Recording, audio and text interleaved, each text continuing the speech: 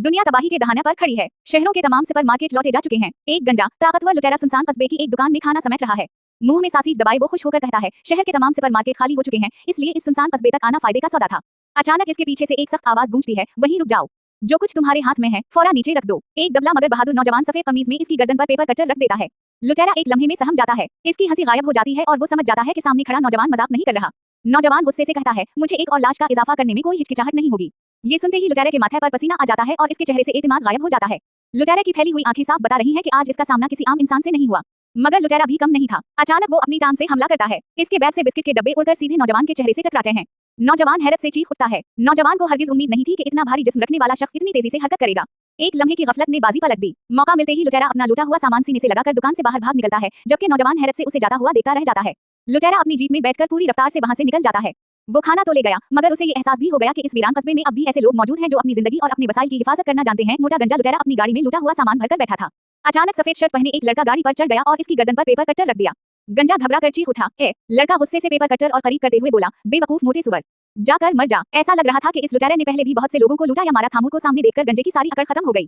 पसीने में भीगा हुआ हाथ जोड़कर बोला, मुझे छोड़ दो, मैं हथियार डाल देता हूँ। उसी वक्त पीछे से स्कूल यूनिफॉर्म पहने एक लड़की चीख कर बोली, बराह करम, मजीद किसी को मत मारो। ये सुनकर लड़का एक लम्हे के लिए रुक गया। लड़का और गंजा दोनों लड़की की तरफ देखने लगे। वो डरी हुई आवाज में बोली, अलिफ मगर घबराहट की वजह से अल्फाज पूरे ना निकल सके। आखिरकार लड़की ने हिम्मत करके रोते हुए कहा, उसने मेरी दुकान तबाह कर दी है, अगर ये मर गया तो नुकसान की कीमत कौन देगा। लड़का खामोश हो गया। इसे एहसास हवा के लड़की की बात में वजन है, सिर्फ मार देने से नुकसान पूरा नहीं होगा। लड़के के चेहरे पर हल्की सी मुस्कुराहट आई। वो बोला, तुम ठीक कह रही हो, इसकी गाड़ी ही तुम्हारी दुकान के नुकसान की कीमत अदा करेगी।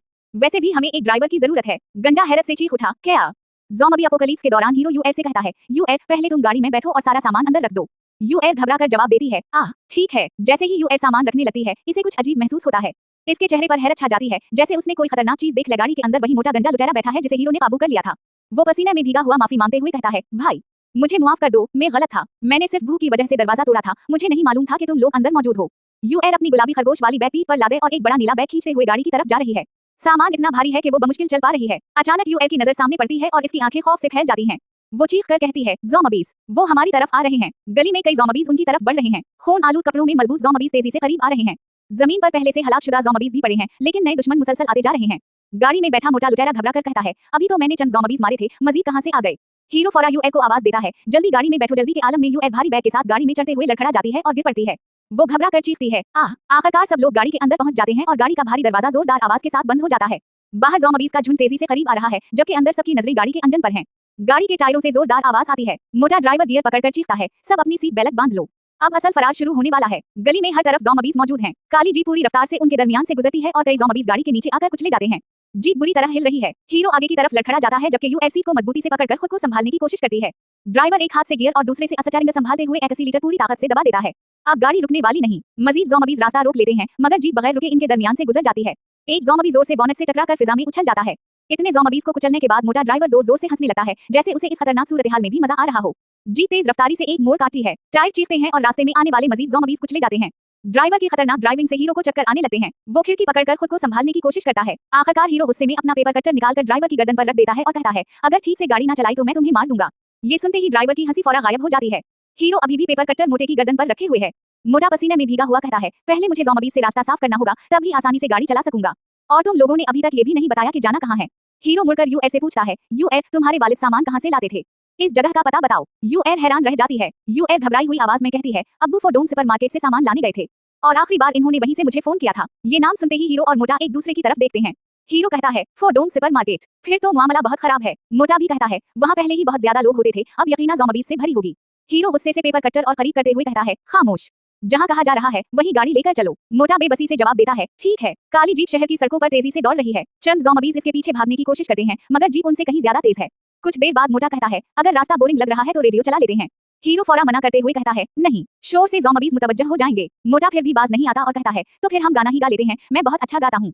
हीरो गुस्से से चीखता है, खामोश। ये देखकर यूएल हल्की सी हंसी रोक नहीं पाती। मंजर बदलता है। जमीन पर पड़े एक मुर्दा ज़ॉम्बी का हाथ अचानक हलता है। आहिस्ता सी आवाज गूंजती है। इस इशारे से वाज़ेह हो जाता है कि फोडोंग सुपरमार्केट में उनका इंतजार सिर्फ राशन नहीं, बल्कि एक बहुत बड़ा खतरा भी कर रहा है। सड़क के दरमियान एक अजीब ज़ॉम्बी घुटनों के बल बैठा है।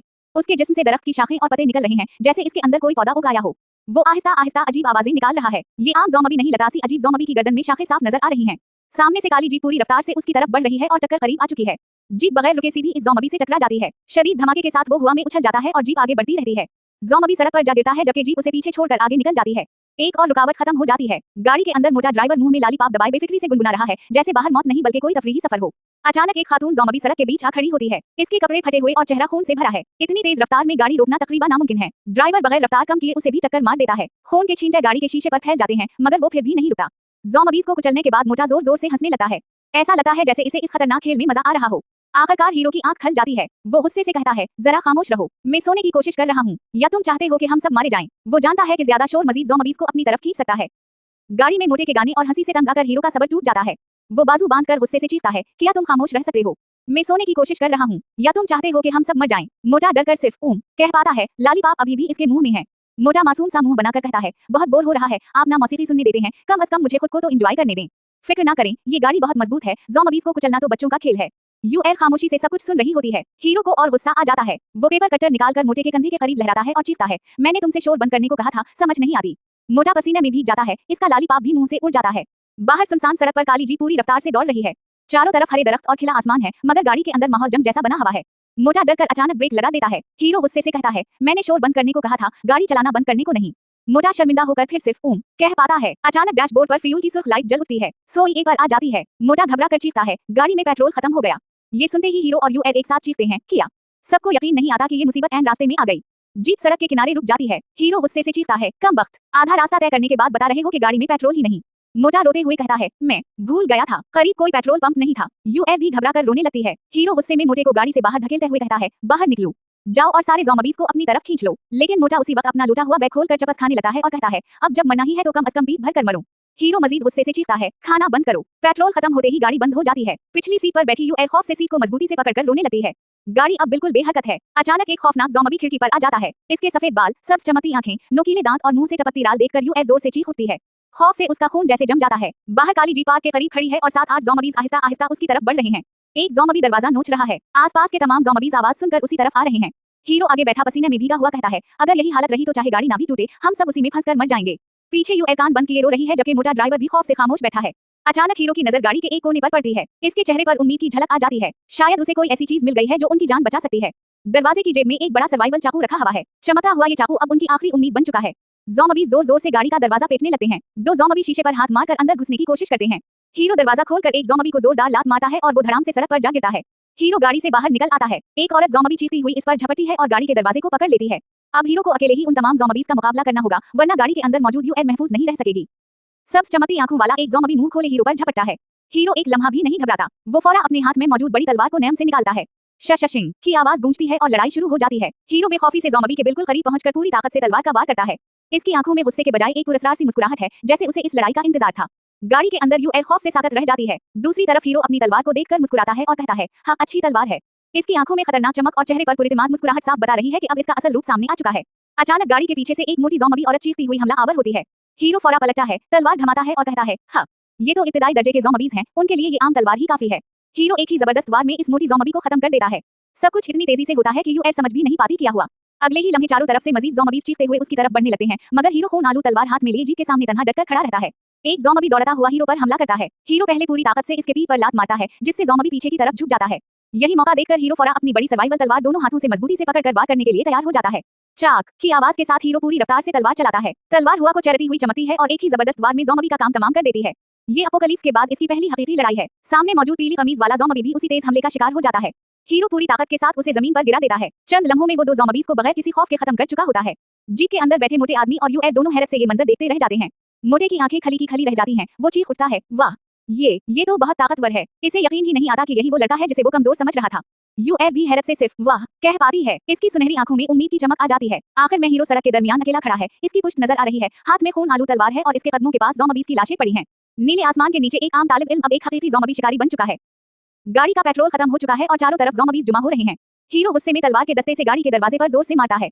फिर अंदर बैठे मोटे आदमी पर चीखता है, ओए मोटे, बाहर निकलो। मोटा खौफ से कांपते हुए कहता है, मैं नहीं निकलूंगा, मुझे बहुत डर लग रहा है। हीरो इसकी शर्ट पकड़कर कहता है, पुरसुकून रहो, अगर तुम यहीं बैठे रहे तो जल्द या बदीर मर जाओगे।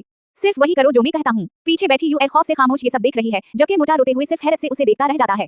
हीरो संजीदगी से कहता है, मैंने बाहर कई गाड़ियां देखी हैं, अगर किस्मत अच्छी हुई तो उनमें कुछ ना कुछ पेट्रोल जरूर होगा।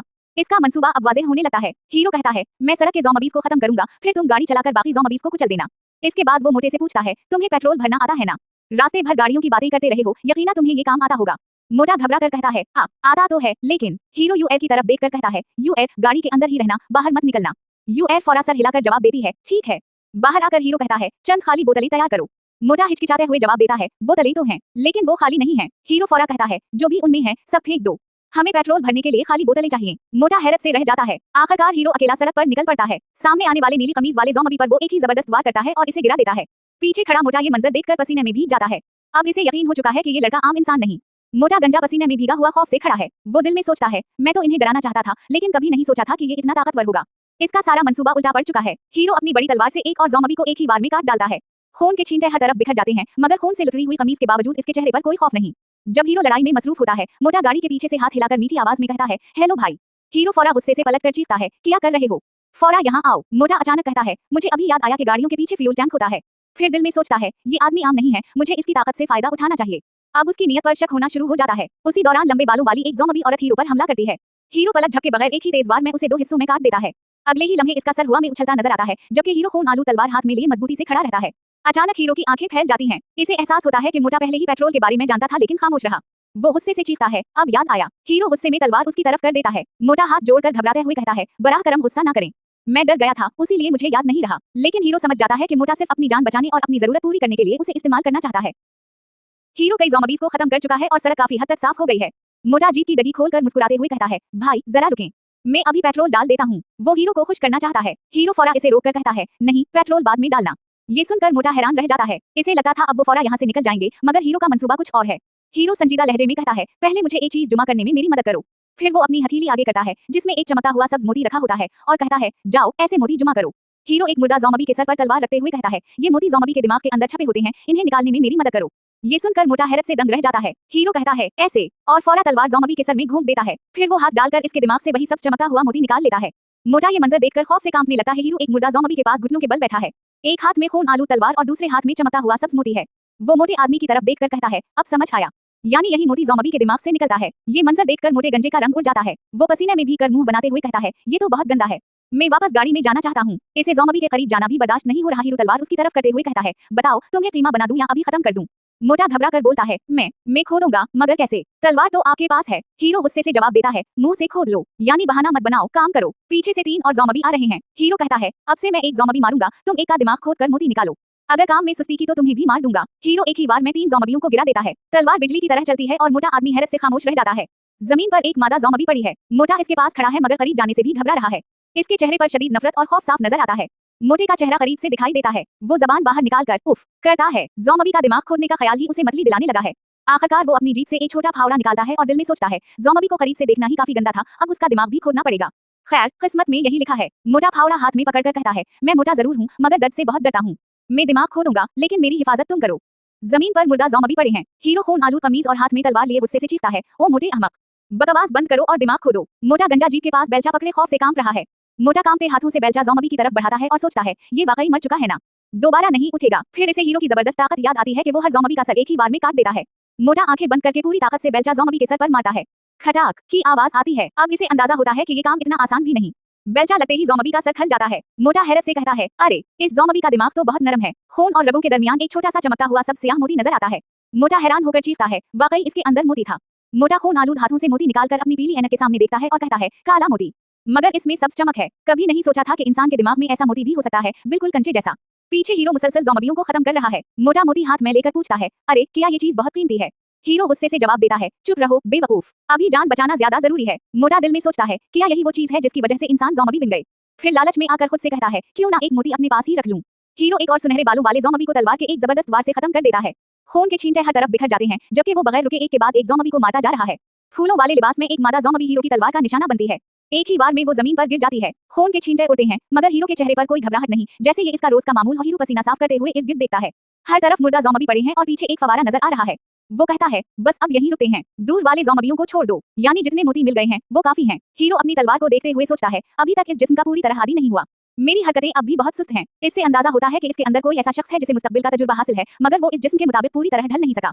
हीरो मोटे आदमी की तरफ मुड़कर पूछता है, ओ मोटे, कितने मोती निकाल लिए। अब वो जमा किए गए मोतियों की गिनती जानना चाहता है। मोटा दोनों हाथों में सब स्याह मोतियों की मुट्ठी भरकर खुशी से कहता है, देखो कितने सारे मिल गए। इसकी आंखों में खुशी साफ झलक रही है। जो काम पहले उसे घिनौना लग रहा था, अब वही मजेदार महसूस होने लगा। वो हंसते हुए कहता है, चंद बार करने के बाद तो मैं इसमें माहिर हो गया हूँ, ये तो मजे का काम है। हीरो जवाब देता है, इन्हें अच्छी तरह धोकर संभाल कर रखो, आगे काम आएंगे। हीरो बतरबंद जीप का दरवाजा खोलकर कहता है, ठीक है, जल्दी से ईंधन भर दो, हमें फौरा अपनी मंजिल की तरफ निकलना है। मोटा फौरा जवाब देता है, ठीक है, और जीप की तरफ दौड़ पड़ता है। हीरो जीप का दरवाजा खोलकर अंदर देखता है और कहने लगता है, अरे तुम। मगर इसकी बात अधूरी रह जाती है क्योंकि यूआर पिछली निशस्त पर बेहोशी की हालत में पड़ी है। उसके जिस्म पर पसीना है, जख्मों पर पट्टियां बंधी हैं और वो शरीर थकन से सो चुकी है। हीरो समझ जाता है कि अब मजीद वक्त जाया नहीं किया जा सकता। उनके पास ईंधन भी है और ज़ॉम्बियों के दिमाग से मिलने वाले कीमती सब्ज मोती भी। अब इन्हें जल्द अज जल्द फोडोंग सुपरमार्केट पहुंचना होगा, जहां शायद इन मोतियों का असल राज सामने आएगा। हीरो का चेहरा अचानक सफेद पड़ जाता है, आंखें हैरत से खल जाती हैं और वो घबरा कर चीखता है, क्या? यूआर। इसे गाड़ी के अंदर कुछ ऐसा नजर आता है जिसकी उसे बिल्कुल तवक्को नहीं थी। और खड़ी भी नहीं हो पा रही। इसका जिस्म तेज बुखार से तप रहा है, आंखें बंद हैं और वो गिरने वाली है। हीरो इसे कंधे से पकड़कर हिलाता है और बार बार आवाज देता है, यूआर। हीरो इसे एहतियात से सीट के साथ टेक लगा देता है और इसके सर पर हाथ रखते हुए कहता है, लानत। अभी उसी वक्त ऐसा क्यों हुआ? इसके चेहरे पर गुस्सा नहीं बल्कि शदीद परेशानी साफ नजर आती है। हीरो इसकी पेशानी पर हाथ रखता है तो महसूस करता है कि बुखार पहले से भी ज्यादा तेज है। वो दिल में सोचता है, इस बार तो हालत पहले से भी ज्यादा खराब है। हीरो को याद आता है कि वो दवाएं साथ लाया था। वो फौरा यूआर का गुलाबी बैग और बड़ा नीला बैग खोलकर दवा और पानी तलाश करने लगता है। हीरो बोतल खोलकर आहिस्ता आहिस्ता यूआर को पानी पिलाता है। यूआर आंखें बंद किए कमजोरी से पानी पीती है। उस वक्त उसे सबसे ज्यादा पानी की जरूरत है। मोटा पेट्रोल का डब्बा उठाए आता है और पूछता है, क्या हवा? क्या इसे गर्मी लग गई है? हीरो सख्त लहजे में जवाब देता है, तुम्हें इसकी फिक्र करने की जरूरत नहीं, जल्दी से पेट्रोल भरकर गाड़ी चलाओ। यूआर पिछली निशस्त पर लेटी हुई है। इसकी सांस तेज चल रही है, चेहरे पर कमजोरी, दर्द और थकन साफ दिखाई दे रही है। जख्मों और गर्मी ने उसकी हालत मजीद खराब कर दी है। पेट्रोल भरने के बाद मोटा गाड़ी चला देता है और पूछता है, मौसम बहुत गर्म है, क्या ज्यादा देर गाड़ी में रहने की वजह से इसकी तबीयत खराब हुई? अब क्या वो बेहतर है? हीरो खामोशी से यूआर को संभाले बैठा रहता है और फिक्र से उसे देखता रहता है। हीरो का सब्र खत्म हो जाता है। वो अपनी बड़ी तलवार मोटे आदमी की गर्दन पर रख देता है। मोटा पसीने में भीग जाता है और खौफ से चीख उठता है। वजह यह है कि इसके झूठ की वजह से उनका कीमती वक्त जाया हुआ। हीरो गुस्से से कहता है, तुमने झूठ बोला कि गाड़ी में ईंधन नहीं है, उसी वजह से हमारा बहुत वक्त जाया हुआ। हीरो दांत पैसते हुए मजीद कहता है, अगर यूआर को कुछ भी हवा तो मैं तुम्हें जिंदा नहीं छोड़ूंगा। इसके चेहरे पर शदीद गुस्सा और बेबसी साफ नजर आती है। मोटा खौफ से हाथ उठाकर रोते हुए कहता है, मुझे माफ कर दो, मैं अब ठीक से गाड़ी चलाऊंगा, आइंदा कोई मसला नहीं करूंगा। अब इसे यकीन हो चुका है कि हीरो मजाक नहीं कर रहा। पिछली निशस्त पर यूआर तेज बुखार में बेहाल पड़ी है। इसका चेहरा सुर्ख है, सांस तेज चल रही है और पूरा जिस्म पसीने से भीगा हवा है। हीरो गुस्से के बावजूद बार बार उसकी तरफ देख रहा है। माफी मांगने के बाद मोटा पूरी रफ्तार से बतरबंद जीप दौड़ाता है। रास्ते में पड़े ज़ॉम्बियों को ढूंढते हुए गाड़ी तेजी से आगे बढ़ती जाती है। जीप पूरी रफ्तार से सड़क पर दौड़ रही है। अब सबकी एक ही कोशिश है कि जल्द अज जल्द महफूज जगह और दवा तक पहुंच जाएं। हीरो खामोशी से खिड़की के बाहर देख रहा है। एक हाथ में मजबूती से तलवार पकड़ी हुई है जबकि इसके जहन में सिर्फ यूआर की फिक्र चल रही है। कुछ देर बाद मोटा माहौल हल्का करने की कोशिश करते हुए मुस्कुराकर पूछता है, भाई आपका नाम क्या है? आपकी तलवार चलाने की महारत तो कमाल की है। हीरो इसकी बात को मुकम्मल तौर पर नजरअंदाज कर देता है। मोटा पूछता है, भाई तुम्हारा नाम क्या है? हीरो खून आलूद शर्ट में ठंडी मगर गुस्से भरी नजरों से कहता है, दूसरे का नाम पूछने से पहले अपना नाम बताओ। मोटा असचारिंग पकड़कर हंसते हुए कहता है, मेरा नाम जाओ होंग है, मैं शहर में गाड़ियों की मरम्मत की दुकान का मालिक हूँ। फिर बताता है कि शहर के सब लोग इन्फिकट हो गए, इसलिए जान बचाने के लिए गाड़ी लेकर भाग आया। जाओ होंग बताता है, ये गाड़ी मेरी नहीं, मेरे दोस्त की है, वो मरम्मत के लिए छोड़ गया था, लेने नहीं आया, इसलिए मैं ही इसे ले आया। ये सुनकर हीरो कुछ लम्हे खामोश रहता है, फिर कहता है, मेरा नाम ये बी है। उसी लम्हे पहली बार हीरो का असल नाम सामने आता है। अचानक जाओ होंग जोर से ब्रेक लगा देता है, जीप फिसलती है, धुआं उठता है और ये बेझटके से आगे गिरता है। वो हैरान रह जाता है कि गाड़ी क्यों रोकी गई। बेतलवार जाओ होंग की गर्दन पर रखकर गुस्से से चीखता है, फिर गाड़ी क्यों रुकी? मरना है क्या? जाओ होंग खौफ से कांपते हुए सिर्फ एक लफ्ज कहता है, आग। इसके चेहरे से साफ जाहिर होता है कि सामने सड़क पर कोई बहुत बड़ा खतरा उनका इंतजार कर रहा है। तबाह हाल शहर में हर तरफ आग और धुआं फैला हुआ था। एक फौजी जीप सुपरमार्केट की तरफ जा रही थी, मगर रास्ता जलती हुई गाड़ियों ने बंद कर दिया था। जीप में बैठे सब लोग समझ गए कि अब ये रास्ता महफूज नहीं रहा। जीप वापस मुड़ी और पल के रास्ते निकलने लगी। पीछे एक गाड़ी अभी भी शुरू में जल रही थी। इस मंजर से साफ जाहिर था कि हमला अभी कुछ ही देर पहले हवा है और पूरा इलाका इंतहाई खतरनाक बन चुका है। जीप के अंदर एक छोटी स्कूल की बच्ची बैठी थी। उसके हाथों पर पट्टियां बंधी हुई थी और वो दर्द और खौफ से आहिस्ता आहिस्ता रो रही थी। इसे कुछ याद नहीं था, सिर्फ इतना महसूस हो रहा था कि सब कुछ बदल चुका है।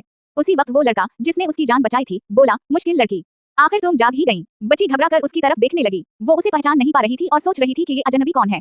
बच्ची ने खिड़की से बाहर देखा तो पूरी दुनिया बदल चुकी थी। जलती हुई सड़कें, तबाहशुदा गाड़ियां और हर तरफ वीरानी देखकर इसके चेहरे पर खौफ और हैरत छा गई। लड़के ने आहिस्ता से कहा, जैसा कि तुम देख सकती हो, फोडोंग मार्केट जाने वाला रास्ता बंद है, शायद हम अभी तुम्हारे अब्बू तक ना पहुंच सकें। बच्ची खामोशी से जलती हुई गाड़ियों को देखती रही क्योंकि उसी मार्केट में इसके अब्बू मौजूद थे। ये सुनते ही बच्ची की आंखों में आंसू आ गए और उसके होंठों से सिर्फ एक लफ्ज निकला, अब्बू। उसके दिल में सिर्फ एक ही फिक्र थी कि कहीं उनके साथ कुछ बुरा ना हो गया हो। सामने बैठा मजबूत ड्राइवर बोला, अगर हम रास्ता बदल दें तो वहां पहुंच सकते हैं, लेकिन काफी ज्यादा वक्त लगेगा। क्या फिर भी जाएं? सबकी नजरें लड़के पर जम गईं क्योंकि आखिरी फैसला उसी ने करना था। लड़का चंद लम्हे खामोश सोचता रहा। आखिरकार लड़के ने मजबूत लहजे में कहा, हाँ, लेकिन पहले हमें बेहतर हथियार और जरूरी सामान ढूंढना होगा। वो जानता था कि इस जलते हुए शहर में बगैर तैयारी के जाना मौत को दावत देने के बराबर है। अब उनका नया मिशन पहले हथियार हासिल करना और फिर फोडोंग मार्केट पहुंचकर बच्ची के अब्बू को बचाना था। गाड़ी में बैठा दबला लड़का हाथ में चाकू पकड़े अपने मोटे दोस्त से पूछता है, फैटी, क्या तुम्हें आसपास किसी अली कतरक या हथियारों की दुकान का पता है? वो जानता था कि फोडोंग मार्केट जाना अब इंतहाई खतरनाक है और अच्छे हथियारों के बगैर वहां जाना खुदकुशी के बराबर होगा। मोटा दोस्त कुछ लम्हे सोचने लगता है। अचानक मोटे के दिमाग में एक जबरदस्त ख्याल आता है। वो खुशी से उंगली ऊपर उठाकर जोर से कहता है, मुझे याद आ गया। इसके चेहरे पर ऐसी खुशी थी जैसे उसे कोई खजाना मिल गया हो। मोटा फौरा असटरिंग मौरते हुए कहता है, इधर से। दबला लड़का खामोश रहता है और दिल ही दिल में सोचता है कि कहीं ये मोटा फिर कोई नई मुसीबत तो खड़ी नहीं करने जा रहा। गाड़ी तेज रफ्तारी से मोड़ काटती है और सड़क पर टायरों के गहरे निशान बन जाते हैं। जमीन पर जगह जगह खून के धब्बे नजर आ रहे थे, जो इस बात का सबूत थे कि ज़ॉम्बीज़ ज्यादा दूर नहीं थे। वो सब नए रास्ते पर तेजी से आगे बढ़ने लगे हैं। गाड़ी चलाते हुए मोटा बोला, मेरा एक गांव का दोस्त है, वो पेशे से लोहार है। कई सालों से यही काम कर रहा है और बेहतरीन हथियार बनाने में माहिर है। ये सुनते ही दुबले लड़के का चेहरा संजीदा हो गया। वो हैरत से बोला, लोहार। इसे फौरा एहसास हुआ कि ज़ॉम्बी अपोकलिप्स में लोहार की दुकान किसी खजाने से कम नहीं होती। मोटा मजीद बोला, जहां तक मुझे याद है वो अब भी वहीं रहता था, लेकिन ज़ॉम्बी वायरस फैलने के बाद मुझे नहीं मालूम कि वो जिंदा है या नहीं। अगर वो ना भी मिला तब भी इसकी दुकान में बहुत से आला मयार के हथियार और सामान जरूर मौजूद होंगे। दबला लड़का अपने हाथ में मौजूद बड़ी तलवार को गौर से देखने लगा। मोटा मुस्कुराते हुए बोला, ये तलवार भी उसी ने अपने हाथों से बनाई थी। ये सुनकर लड़के को यकीन हो गया कि इस लोहा के बनाए हुए हथियार वाकई गैर मामूली मयार के हैं। दबला लड़का दिल ही दिल में सोचने लगा, मैं रास्ते में काफी अच्छा अलाय जुमा कर चुका हूँ।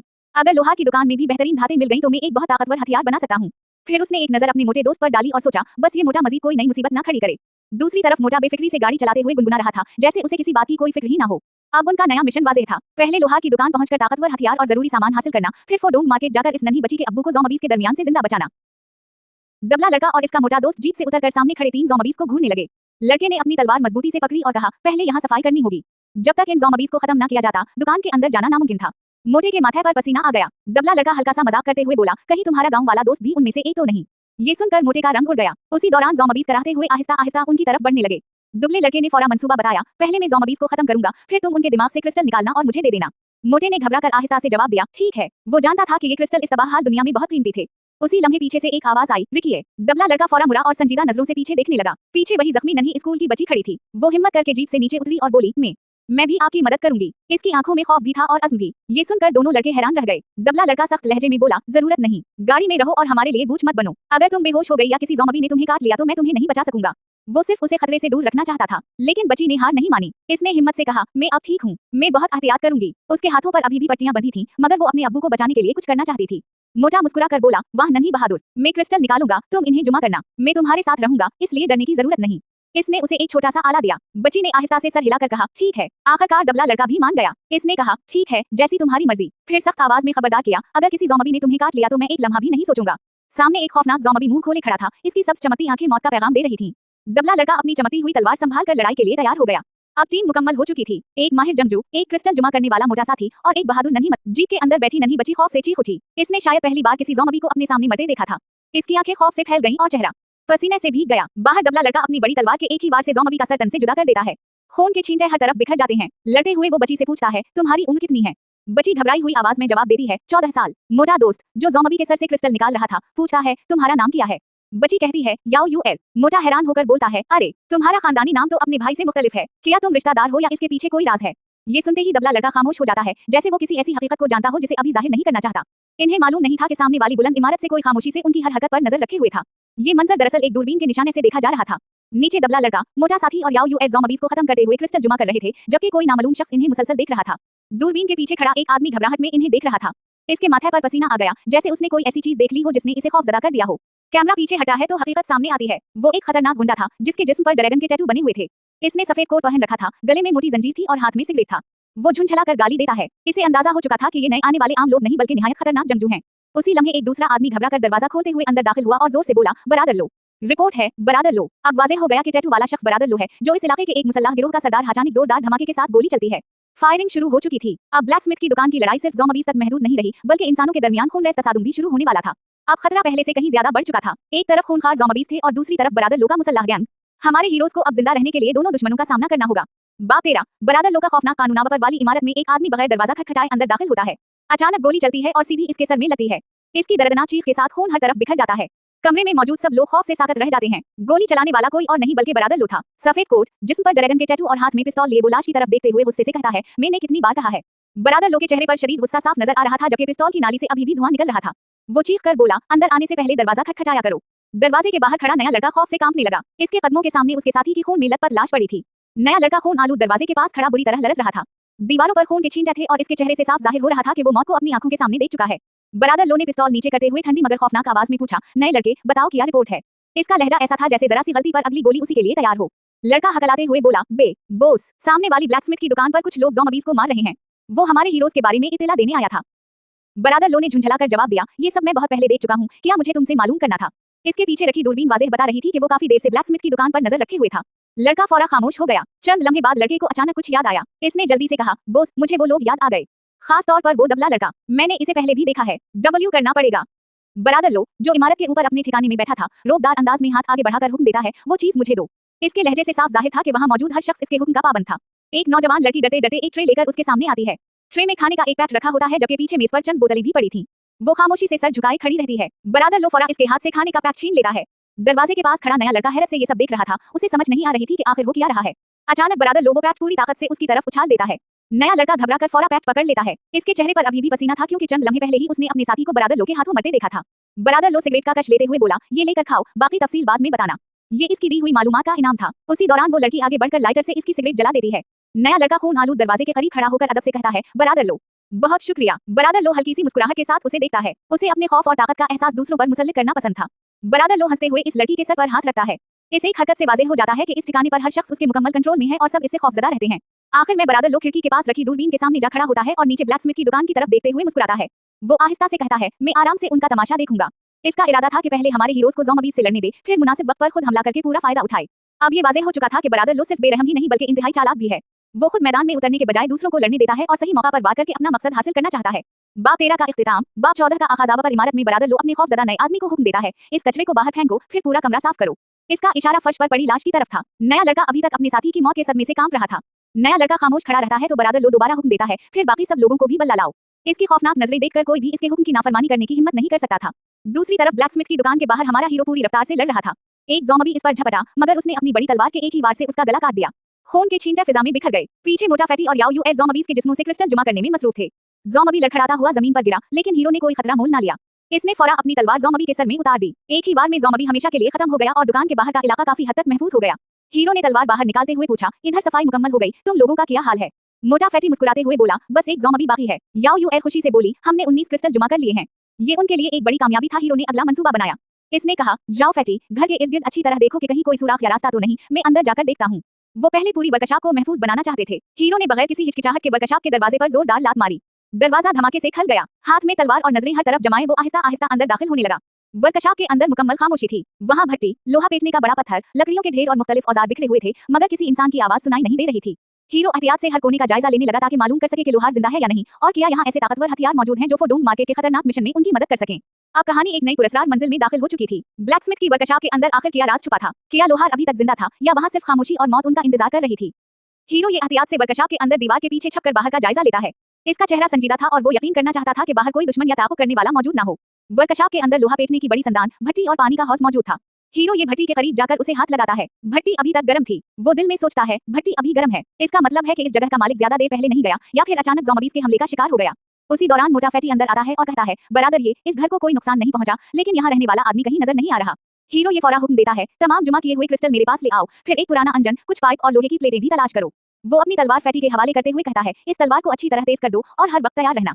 इसके अंदाज से साफ जाहिर था कि वो कोई नया और ताकतवर हथियार बनाने का इरादा रखता है। फैटी हैरत से दीवार पर लटकी हुई बेशुमार तलवारों को देखता है और कहता है, हम तो यहाँ हथियार लेने आए थे, जबकि दीवार पर पहले ही इतनी सारी तलवारें मौजूद हैं। फिर नया हथियार बनाने की क्या जरूरत है? हीरो ये एक लंबा लोहे का पाइप उठाकर समझाता है, एक हफ्ते बाद ये आम हथियार किसी काम के नहीं रहेंगे। मुझे इससे कहीं ज्यादा ताकतवर हथियार तैयार करना होगा। ये सुनकर फैटी हैरत से उसे देखने लगा। फैटी बेइख्तियार पूछ बैठा, क्या आप हथियार बनाना भी जानते हैं, बरादर? ये हीरो ये ने सख्त लहजे में जवाब दिया, फजूल सवाल बंद करो और फौरा मेरे लिए क्रिस्टल लेकर आओ। फैटी खामोशी से हुक्म मानने के लिए निकल गया। अब एक नई हकीकत सामने आ चुकी थी। हीरो ये सिर्फ एक माहिर जंगजू ही नहीं बल्कि एक काबिल हथियार साज भी था। वो जानता था कि आने वाली लड़ाई आम तलवारों से नहीं जीती जा सकती, इसलिए वो एक ऐसा ताकतवर हथियार तैयार करना चाहता था जो ज़ॉम्बीज़ और बरादर लो दोनों के खिलाफ फैसलाकुन साबित हो। बाब 14, नए हथियार की तैयारी। हीरो ये गुस्से में लोहे की सलाख हाथ में पकड़कर जोर से बोला, फजूल बातें बंद करो और फौरा मेरे लिए क्रिस्टल लेकर आओ। सामने खड़ा फैटी, जिसके हाथ में हीरो की चमकती हुई तलवार थी, घबरा कर बोला, जी अभी लाता हूँ। इसके माथे पर खौफ के बाइस पसीना नुमाया था। ऊपर से नजर आने वाले मंजर में याओ यूए दरवाजे के पास खड़ी आहिस्ता से सोचती है, ये बड़े गुस्से वाले भाई हैं। दूसरी तरफ फैटी खामोशी से तलवार पकड़े सर झुकाए खड़ा रहता है। याओ यूए मासूमियत से अपनी ठोड़ी पर उंगली रखकर पूछती है, फिर मैं क्या करूं? सबको कोई ना कोई जिम्मेदारी मिल चुकी थी, मगर वो समझ नहीं पा रही थी कि उसका काम क्या होगा। वर्कशॉप में असल काम शुरू हो जाता है। भट्टी की आग तेजी से भड़कने लगती है। हीरो ये अपने पांव से हुआ देने वाली मशीन चलाता है ताकि आग मजीद तेज हो जाए और लोहा अच्छी तरह गर्म हो सके। हीरो ये हिफाजती लिबास, दस्ताने और आंखों पर हिफाजती चश्मा पहन लेता है। फिर वो अपनी खास महारत इस्तेमाल करते हुए कहता है, मैकेनिक की पहली महारत, क्राफ्ट। अब वो पूरी तवज्जो के साथ एक नया हथियार तैयार करने में मसरूफ हो जाता है। चमटे में पकड़ा हुआ लोहा भट्टी की शदीद आग में सुर्ख हो चुका था। इसके गर्द चिंगारियां उड़ रही थी और धात अब शक्ल देने के लिए बिल्कुल तैयार थी।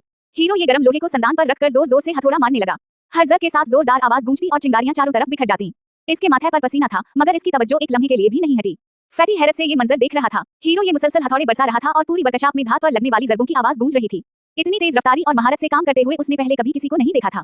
फैटी की आंखें हैरत से फैल गईं। वो बेइख्तियार बोला, ये वाकई हथियार बनाना जानता है। अब इसे यकीन हो गया था कि हीरो ये सिर्फ एक ताकतवर जंगजू ही नहीं बल्कि एक माहिर लोहार भी है, जो अपने हाथों से इंतहाई खतरनाक और ताकतवर हथियार तैयार कर सकता है। अब फोडोंग मार्केट का मिशन एक नए मरहले में दाखिल हो चुका था। आम तलवारों पर भरोसा करने के बजाय हीरो ये एक ऐसा ताकतवर कस्टम हथियार तैयार कर रहा था जो आने वाली जानलेवा लड़ाई में उनकी सबसे बड़ी उम्मीद बनने वाला था। हीरो ये ने हिफाजती लिबास और सब्ज हिफाजती चश्मा पहन रखा था। उसने एक धाती बर्तन आगे करते हुए कहा, तमाम क्रिस्टल इसमें डाल दो। पीछे भट्टी पूरी शिद्दत से जल रही थी और वर्कशॉप का दर्जा हरारत मुसलसल बढ़ रहा था। फैटी पसीने में भीगा हुआ एहतियात से जुमा किए गए सब्ज चमकते हुए क्रिस्टल इस बर्तन में डालने लगा। दूसरी तरफ हीरो ये चमटे से एक सुर्ख गर्म तलवार पकड़े खड़ा था, जो संदान पर रखी हुई थी। अब वो उन क्रिस्टल की ताकत को गर्म धात के साथ मिलाने वाला था। धाती बर्तन को भट्टी के एंड दरमियान रख दिया गया। इसके अंदर मौजूद सब्ज क्रिस्टल आग के दरमियान आहिस्ता आहिस्ता अपनी तवानाई खारिज करने लगे, जैसे किसी गैर मामूली अमल का आगाज हो चुका हो। शदीद हरारत के बाइस क्रिस्टल आहिस्ता आहिस्ता पिघलने लगे। उनकी ठोस शक्ल खत्म हो रही थी और वो एक चमकते हुए सब्ज माई में तब्दील होने लगे। चंद ही लम्हों में पूरा बर्तन सब्ज रोशनी से जगमगा उठा। भट्टी की आग और ज्यादा भड़क गई, जबकि पिघला हुआ माई मुसलसल चमक रहा था। जब तमाम क्रिस्टल मुकम्मल तौर पर पिघल गए तो सब्ज शोले जैसे उनके ऊपर लहराने लगे। ये मंजर देखकर फैटी हैरत से चीख उठा, तमाम क्रिस्टल पिघल गए। ये तो किसी जादू जैसा लग रहा है। उसने पहले कभी ऐसा मंजर नहीं देखा था। सब्ज माई अभी भट्टी में अबल रहा था और इसकी रोशनी पूरी वर्कशॉप में फैल गई थी। फैटी हैरत और खौफ के साथ समझ गया कि ये आम हथियार बनाने का अमल नहीं बल्कि एक गैर मामूली फन है। दूसरी तरफ हीरो ये अपनी पुरानी तलवार का बगौर मुआयना कर रहा था। दस्ताने और हिफाजती चश्मा पहने वो एक बारीक औजार से इसकी धार जांच रहा था ताकि उसे मजीद ताकतवर बनाया जा सके। अचानक हीरो ये ने अपनी हथेली पर तलवार की नोक से एक हल्का सा जख्म लगाया। खून की एक बूंद नीचे गिरी और उसने फौरन अपनी मुट्ठी बंद कर ली। ऐसा लग रहा था कि वो अपने खून, पिघले हुए क्रिस्टल और गर्म धात को मिलाकर एक ऐसा मुनफरिद हथियार तैयार करने जा रहा है जो आने वाली खतरनाक लड़ाई में इसकी सबसे बड़ी ताकत साबित होगा। अब सबकी नजरें अगले मरहले पर थीं। क्या ये पुरस्कार अमल एक ऐसा सिपर हथियार पैदा करेगा जो ज़ॉम्बीज़ और बरादर लो जैसे ताकतवर दुश्मनों का मुकाबला कर सके। बाब 14 सिपर हथियार की असल फोर्जन हीरो ये ने अपनी जख्मी हथेली मजबूती से बंद कर रखी थी। खून की एक बूंद नीचे पिघले हुए सब्ज क्रिस्टल के माई में गिरी, जबकि भट्टी के शोले पूरी शिद्दत से जल रहे थे। इस पुरस्कार अमल का मकसद हथियार को अपने खून के साथ जोड़ना था। जूं ही खून की बूंदें सब्ज माई में गिरी, पूरा माई तेजी से घूमने लगा। सब्ज रोशनी भंवर की तरह गर्दिश करने लगी और खून इसमें जज्ब हो गया। ये मंजर किसी आम कीमियाई अमल के बजाय एक पुरस्कार ताकत का एहसास दिला रहा था। हीरो ये ने हिफाजती चश्मा और अपरन पहन रखा था। वो चमटे से वही छोटा धाती बर्तन पकड़े भट्टी के सामने खड़ा था, जिसमें सब्ज चमकता हुआ माई मौजूद था। इसके पीछे संदान और दूसरे औजार तरतीब से रखे हुए थे। इसने एहतियात से वो गर्म सब्ज माई सुर्ख तपती हुई तलवार पर अनडील दिया। जैसे ही माई धार पर गिरा, एक तेज आवाज के साथ भाप और रोशनी का जबरदस्त मंजर पैदा हो। करीब से देखने पर ऐसा महसूस हो रहा था जैसे सब्ज माई तलवार की धार के अंदर रगों की तरह फैल रहा हो। पूरी धार सुर्ख और सब्ज रोशनी से चमकने लगी, जबकि चिंगारियां हर तरफ बिखर रही थीं। ये मंजर देखकर पीछे खड़े फैटी की आंखें हैरत से फैल गईं। वो बेइख्तियार बोला, वाह, ये तो ऐसे लग रहा है जैसे किसी चीज पर सांस डाली जा रही हो। मगर हकीकत में हीरो ये इस हथियार में क्रिस्टल की ताकत शामिल कर रहा था। अगले ही लम्हे हीरो ये ने हथौड़ा उठाया और पूरी ताकत से नई धात पर जद लगानी शुरू कर दी। हर वार के साथ जोरदार आवाज गूंजती और चिंगारियां फिजा में फैल जाती। वो मुसलसल पूरी तवज्जो और महारत के साथ धात को शक्ल देता रहा। हर जर के साथ सब तवानाई धीरे धीरे तलवार का हिस्सा बनती जा रही थी, जैसे हथियार नई जिंदगी हासिल कर रहा हो। वर्कशॉप के बाहर मुकम्मल खामोशी थी, मगर अंदर से हथौड़े की मुसलसल गूंज सुनाई दे रही थी। सहन में ज़ॉम्बीज़ की लाशें बिखरी पड़ी थी और पुरानी वर्कशॉप दोबारा जिंदा होती महसूस हो रही थी। मगर यही आवाजें दूर मौजूद बरादर लोग के आदमियों तक भी पहुंच सकती थी, जिसका मतलब था कि खतरा अभी खत्म नहीं हुआ था। अब सिर्फ एक सवाल बाकी था, क्या हीरो ये का तैयार किया हवा ये नया सब्ज हथियार वाकई इतना ताकतवर होगा कि वो ज़ॉम्बीज़ और बरादर लोग के गैंग दोनों का मुकाबला कर सके। एक बुलंद टैंक की छत पर 3 आदमी खड़े नीचे की तरफ देख रहे थे। उसी दौरान जर्सी नंबर 25 पहने एक और शख्स सीढ़ियां चढ़कर उनके पास पहुंचता है। वो सब हीरो ये की गैर मामूली ताकत के बारे में बात कर रहे थे। सरमई बालों वाला आदमी खौफ से बोला, वो तो ज़ॉम्बीज़ को ऐसे मार रहा है जैसे सब्जियां काट रहा हो। आखिर बरादर लो हमें मरने के लिए क्यों भेज रहा है? इस पर एक मोटा गुंडा हंसते हुए बोला, अगर हम उसे जिंदा पकड़ ले तो इनाम में सामान का पूरा डब्बा मिलेगा। जर्सी नंबर 25 वाला शख्स लालची अंदाज में बोला, और साथ ही अपनी दूसरी गंदी ख्वाहिश भी पूरी हो जाएगी। इससे बेहतर मौका और क्या होगा? इसकी बातों से साफ जाहिर था कि इसके इरादे इंतहाई बुरे थे। एक गंजा आदमी संजीदगी से बोला, बरादर लो ने जरूर सोच समझकर हमें भेजा है। इस लड़के ने आसपास के तमाम ज़ॉम्बीज़ खत्म कर दिए हैं, इसलिए अब इस पर हमला करना पहले से कहीं आसान होगा। चारों आदमियों ने आपस में मंसूबा बनाया कि रात होने तक इंतजार करेंगे। एक बोला, जब रात हो जाए और वो अपनी हिफाजत में गफलत बरतने लगे, तब हम आहिस्ता आहिस्ता उनके करीब जाएंगे। बाकी सब ने इस मंसूबे से इत्तेफाक किया। इधर ब्लैकस्मिथ की वर्कशॉप के बाहर एक पुराना पीला जनरेटर खामोश खड़ा था। रात गहरी हो चुकी थी और पूरा इलाका सुनसान नजर आ रहा था। वर्कशॉप के अंदर हीरो ये अब भी अपने काम में मसरूफ था। हिफाजती चश्मा, दस्ताने और अपरन पहने वो गिरानदनक मशीन से धात को तराश रहा था। हर लम्हे चिंगारियां फिजा में बिखर रही थीं। कुछ फासले से देखने पर वर्कशॉप में मुख्तलिफ औजार, धात के तैयार शुदा हिस्से और खाके मेज पर रखे हुए दिखाई देते थे। हीरो ये पूरी तवज्जो के साथ अपने नए हथियार को मुकम्मल कर रहा था, जबकि एक शानदार और पुरतायुश होटल या हवेली के कमरे में एक बड़ा सा फानूस लटक रहा है। उसी कमरे में 2 अहम लोगों के दरमियान एक गैर मामूली मुलाकात होती है। एक खतरनाक नजर आने वाला शख्स, जिसके सीने पर नीले रंग का ड्रैगन बना हुआ है और हाथ में पिस्तौल है, हैरत से हीरो से पूछता है, तो तुम कहना चाहते हो कि तुम मुझे जानते हो, और तुम्हें लगता है कि मुझे मालूम है कि ज़ॉम्बियों के फैलने की असल वजह क्या है? गंदे कपड़ों में मौजूद होशियार हीरो मुस्कुराता है और डॉन का राज जाहिर कर देता है, हाँ, तुम्हारी हिस्स बहुत तेज है। तुम्हें अंदाजा हो गया था कि ज़ॉम्बी वायरस फैलने वाला है, उसीलिए तुमने पहले ही जरूरी सामान जमा करना शुरू कर दिया था। और अब तुम अपना गिरोह कायम करने का मंसूबा बना रहे हो, जिसका नाम नीदर ड्रैगन गैंग होगा, है ना? हीरो की बात सुनकर डॉन हैरान रह जाता है, क्योंकि हीरो ने इसके खुफिया मंसूबे को बिल्कुल दुरुस्त पहचान लिया है। जैसे ही हीरो नीदर ड्रैगन गैंग का नाम लेता है, डॉन की आंखें हैरत से खली की खली रह जाती हैं। इसके चेहरे पर पसीना आ जाता है। वो सोचता है, नीदर ड्रैगन गैंग, ये नाम तो मैंने सिर्फ चंद लोगों को बताया था, तुम्हें इसके बारे में कैसे मालूम? फिर वो मुस्कुराता है और कहता है, हाँ, अब तो मुझे तुम में और भी ज्यादा दिलचस्पी हो रही है। अब डॉन को यकीन होने लगता है कि ये हीरो कोई आम इंसान नहीं है। हीरो अपनी जेब से एक चमकता हुआ सब्ज मोती या पुरस्कार क्रिस्टल निकालता है और डॉन की तरफ देखकर मुस्कुराते हुए कहता है, हाँ, असल में तुम्हें इस चीज में दिलचस्पी है ना? ये देखकर अंदाजा होता है कि डॉन की असल दिलचस्पी हीरो से ज्यादा इस पुरस्कार सब्ज मोती में है। डॉन जोर से हंसता है, हाँ, भाई ये तुम वाकई मुझे बहुत अच्छी तरह जानते हो, तो फिर फजूल बातें छोड़ो और मुझे वो सब कुछ बताओ जो तुम जानते हो। अब डॉन हीरो को अपना दुश्मन समझने के बजाय भाई ये कहकर मुखातिब कर रहा है। वो जानना चाहता है कि हीरो को ज़ॉम्बी वायरस और इसके फैलाव के बारे में इतनी मालूमात कैसे हैं। हीरो मुस्कुराता है और अपने पीछे खड़े खौफजदा लोगों की मौजूदगी में वायरस के फैलने के बारे में बताना शुरू करता है। ज़ॉम्बी वायरस के फैलाव के बारे में तुमने चंद नजरियात जरूर सुने होंगे। इनमें से एक नजरिया यह है कि बैरून मुल्क वायरस पर होने वाली तहकीक नाकाम हो गई थी। इसके बाद ये वायरस परिंदों और कीड़ों के जरिए पूरी दुनिया में फैल गया। हीरो अपनी हैरत अंगेज मालूमात के जरिए डॉन को मुतासिर करने की कोशिश कर रहा है, लेकिन असल में वो सिर्फ मालूमात नहीं दे रहा, वो अपनी और अपनी टीम की जान बचाने के लिए डॉन के साथ एक खतरनाक खेल खेल रहा है। अब सबसे बड़ा सवाल यह है कि हीरो को मुस्तकबिल में होने वाले वाकयात का इतना इल्म कैसे है, और वो चमकता हुआ सब्ज मोती आखिर क्या चीज है? क्या यही वो राज है जिसकी वजह से ज़ॉम्बी अपोकलिप्स की दुनिया में इंसानों के अंदर नई ताकतें पैदा हो रही हैं? हीरो ज़ॉम्बी वायरस के फैलने की दूसरी मुमकिन वजह बयान करता है। वो बताता है कि कुछ लोगों का ख्याल है कि इस तबाही के पीछे एटमी हथियार भी हो सकते हैं। एक मशहूर ख्याल बयान किया जाता है, दुश्मन को अपने ही हाथों से मरने पर मजबूर करना। इससे ज्यादा खतरनाक और आसान हथियार और कोई नहीं। मंजर में फौजी ज़ॉम्बियों पर हमला कर रहे हैं, लेकिन उनके पीछे हर तरफ शदीद आग लगी हुई है। ऐसा लगता है जैसे एटमी तबाही ने हर चीज को जलाकर राख कर दिया हो, लेकिन फिर भी ज़ॉम्बी वायरस खत्म नहीं हुआ। अब हीरो वायरस के फैलाव की तीसरी और सबसे अजीब थ्योरी बताता है। एक बहुत बड़ा जलता हुआ शहाब साकिब या पुरस्कार आसमानी पत्थर जमीन की तरफ तेजी से आ रहा है। कहा जाता है कि शायद एक ऐसा शहाब साकिब जमीन पर गिरा जिसके अंदर ज़ॉम्बी वायरस मौजूद था। जमीन से टकराने के बाद वायरस फिजा में फैल गया, इंसानों के जिस्मों में दाखिल हवा और फिर लोगों को खौफनाक ज़ॉम्बियों में तब्दील करने लगा। हीरो अब सीधा नीदर ड्रैगन गैंग के सरबराह की तरफ देखता है और सवाल करता है, तुमने भी ये तमाम अफवाहें जरूर सुनी होंगी, उसीलिए तुमने पहले ही अपने लोगों को वापस मुल्क में बल्ला लिया है ना, ताकि इस अपोकलिप्स के दौरान अपनी हुकूमत कायम कर सकूं। पूरा हाल अचानक खामोश हो जाता है। डॉन के तमाम आदमी हीरो को चारों तरफ से घेर कर खड़े हैं। माहौल में शदीद तनाव पैदा हो जाता है। डॉन मुस्कुराता है और अपनी पिस्तौल को उंगली पर थमाते हुए कहता है, हाँ, तुम बिल्कुल दुरुस्त कहते हो, मुझे वाकई ज़ॉम्बी वायरस के बारे में एक छोटे से राज का इल्म था। ये सुनते ही हीरो को यकीन हो जाता है कि डॉन आम इंसान नहीं, बल्कि अपोकलिप्स शुरू होने से पहले ही कुछ अहम मालूमात रखता था। फिर डॉन अपना हाथ खोलता है। इसकी हथेली में दो चमकते हुए सब्ज मोती मौजूद हैं, लेकिन ये कोई आम कीमती पत्थर नहीं है। ये वही पुरस्कार सब्ज मोती हैं जो ज़ॉम्बियों के दिमाग के अंदर से निकलते हैं। हीरो की नजर भी उन मोतियों पर पड़ जाती है, क्योंकि वो जानता है कि उनके अंदर छपी ताकत आम इंसानों के तस्वुर से कहीं ज्यादा खतरनाक है। डॉन इन सब्ज मोतियों को देखता है और हैरत से कहता है, लेकिन मैंने इतने अरसे तक सोचने के बावजूद ये नहीं समझ सका कि आखिर ज़ॉम्बी के सर के अंदर मौजूद इस मोती का फायदा क्या है। डॉन को मालूम है कि ये मोती इंतहाई कीमती और गैर मामूली हैं, लेकिन वो अभी तक उनकी असल ताकत और इस्तेमाल से बेखबर है। अब डॉन की नजर हीरो के हाथ में मौजूद अजीब वावगरी तलवार पर पड़ती है, जिससे सुर्ख और सब्ज रोशनी निकल रही है। डॉन फौरन समझ जाता है कि हीरो की ताकतवर तलवार और इसका कोई बड़ा मंसूबा जरूर इन्हीं सब्ज मोतियों से मुताल्लिक है। वो हीरो से पूछता है, तुम्हारी तलवार और तुम्हारा वो बड़ा मंसूबा, ये सब भी उसी चीज से मुताल्लिक है ना? क्या तुम मुझे बता सकते हो कि इस मोती का असल और मुकम्मल इस्तेमाल किया है? हीरो एतमाद के साथ मुस्कुराता है। इसे मालूम है कि अब सूरत-ए-हाल इसके काबू में आ सकती है। वो जवाब देता है, जरूर, लेकिन इसके बदले तुम्हें मेरी कुछ चीजें तैयार करने में मदद करना होगी। डॉन फौरन मुस्कुराता है और कहता है, कोई मसला नहीं, लेकिन अगले ही लम्हे वो अपनी पिस्तौल सीधी करके हीरो की तरफ तान देता है। इसके चेहरे पर खतरनाक मुस्कुराहट है। फिर वो कहता है, लेकिन पहले तुम्हें मुझे अपनी तलवार दिखानी होगी। अब कमरे का माहौल एक बार फिर खतरनाक हो जाता है। हीरो के पास एक तरफ ज़ॉम्बी के दिमाग से निकलने वाले पुरस्कार सब्ज मोतियों का राज है, जबकि दूसरी तरफ डॉन इसकी तवानाई से भरी ताकतवर तलवार का राज जानना चाहता है। असल सवाल अब ये है, क्या हीरो अपनी तलवार का राज नीदर ड्रैगन गैंग के सरबराह के सामने जाहिर करेगा? क्या ये सब्ज मोती वाकई इंसानों को गैर मामूली ताकत दे सकते हैं? और आखिर हीरो को उन मोतियों की असल ताकत के बारे में इतना कुछ कैसे मालूम है? इस खतरनाक सौदे के बाद अपोकलिप्स की दुनिया में ताकत का एक नया बाब शुरू होने वाला है। हीरो गुस्से से अपनी पुरस्कार तलवार को मजबूती से पकड़ लेता है। तलवार से सब्ज रोशनी निकल रही है। इसे एहसास हो जाता है कि डॉन कोई सीधा साधा आदमी नहीं और जरूर कोई खतरनाक चाल चल रहा है। अचानक डॉन एक मकरू मुस्कुराहट के साथ कहता है, मैं तो तकरीबा भूल ही गया था, तुम्हारी छोटी बहन अभी भी यहाँ है। हीरो की नजर पीछे जाती है। एक कुर्सी पर स्कूल यूनिफॉर्म पहने एक छोटी सी बच्ची बेहोशी की हालत में बैठी है। ये कोई और नहीं बल्कि हीरो की छोटी बहन है। डॉन ने उसे पहले ही अगवा करके अपने कब्जे में रखा हुआ था। डॉन अपनी पिस्तौल निकालता है और इसे सीधा हीरो की छोटी बहन के सर पर रख देता है। उसके करीब एक लड़की भी खड़ी है। डॉन धमकी आमेज अंदाज में कहता है, हम में से कोई भी ये नहीं चाहता कि कोई नाखुशगवार वाकया पेश आए, है ना? अब बात बिल्कुल वाज़ेह है, अगर हीरो ने अपनी ताकतवर तलवार डॉन के हवाले ना की तो उसकी छोटी बहन की जान खतरे में है। ये मंजर देखकर हीरो का चेहरा गुस्से से सुर्ख हो जाता है। इसकी आंखों में शदीद गुस्सा भड़क उठता है। वो कुछ नहीं कहता, सिर्फ खामोश खड़ा रहता है, लेकिन इस खामोशी के पीछे इसके अंदर गुस्से का एक तूफान बरपा है। वो जानता है कि अगर उसने जरा भी गलत कदम उठाया तो इसकी बहन की जान जा सकती है।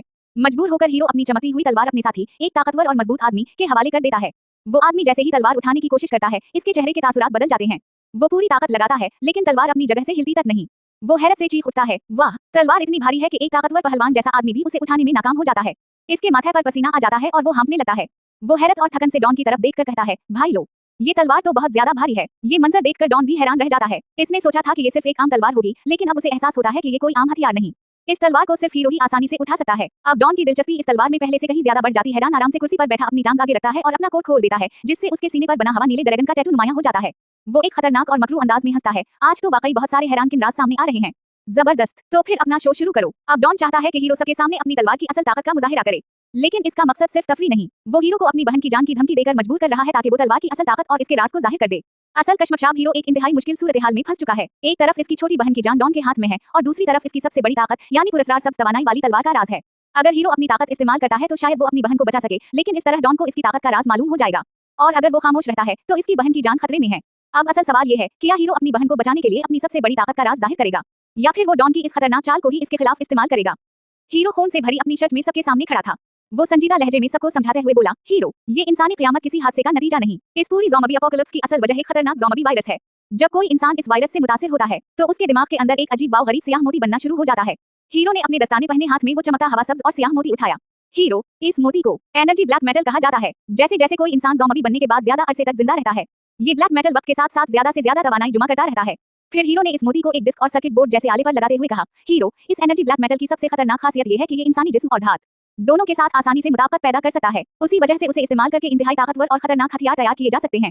ये सुनते ही सामने खड़ा नीले ड्रैगन टैटू वाला गैनगसटर हैरत से इस मोती को देखने लगा। गैनगसटर, तुम्हारा मतलब है ये ब्लैक मेटल इंसानी जिस्म और धात दोनों के साथ मुताबिकत पैदा कर सकता है? अचानक इसकी आंखों में लालच चमकने लगी। वो मोती को गौर से देखते हुए बोला, गैनगसटर, एक मिनट, कहीं ये किसी खास गोली की तरह तो नहीं? क्या उसे खाने से इंसान एक देवता बन सकता है? हीरो ने एक खतरनाक मुस्कुराहट के साथ उसे देखा। हीरो, ही। फिर इसने सर्द लहजे में जवाब दिया, हीरो, बिल्कुल। कुछ लोगों ने उसे खाने की कोशिश जरूर की थी, लेकिन उनमें से ज्यादातर लोग ज़ॉम्बी बन गए। गैनगसटर की आंखों में हैरत और लालच एक साथ नजर आने लगा, मगर अब इसके जहन में एक और भी खतरनाक सवाल पैदा हो चुका था। गैनगसटर, तो फिर जो लोग ज़ॉम्बी नहीं बने उनका क्या हवा? हीरो खामोश हो गया और यही वो लम्हा था जहां एनर्जी ब्लैक मेटल का असल खौफनाक राज सामने आने वाला था। अगर चाहो तो मैं उसी अगले सीन का भी मुकम्मल ड्रामाई उर्दू पार्ट बना सकता हूं, जहां गैनगसटर पूछता है कि जो लोग ज़ॉम्बी नहीं बने उनका क्या हवा। खून से भरी शर्ट पहने हीरो स्टेज पर खड़ा था। इसके दोनों हाथों में बिजली वाले राजस थे, जबकि सामने मौजूद तमाम लोग खौफ और हैरत के आलम में उसे देख रहे थे। हीरो, सबसे पहले सब लोग गौर से उसे देखो, मैं उसे सिर्फ एक बार दिखाऊंगा, इसलिए अपनी आंखें खुली रखना। हीरो के चेहरे पर एक खतरनाक मुस्कुराहट नमूदार हुई। उसने एक आंख बंद की और पुरएतिमाद अंदाज में बोला, हीरो, पहला मरहला एक्टिवेट। अगले ही लम्हे उसके हाथों से सब्ज रंग की बिजली निकलना शुरू हो गई। जज़ सब्ज तवानाई पूरे फर्श पर फैलने लगी। हीरो घुटनों के बल झुक गया और अपनी तैयार करदा मशीन में ताकत मुंतकिल करने लगा। हीरो, चलो मजीद ताकत। अचानक एक जोरदार तवानाई का धमाका हुआ। वही सब्ज बिजली एक बड़े गुंबद नुमा एनर्जी शील्ड में तब्दील हो गई।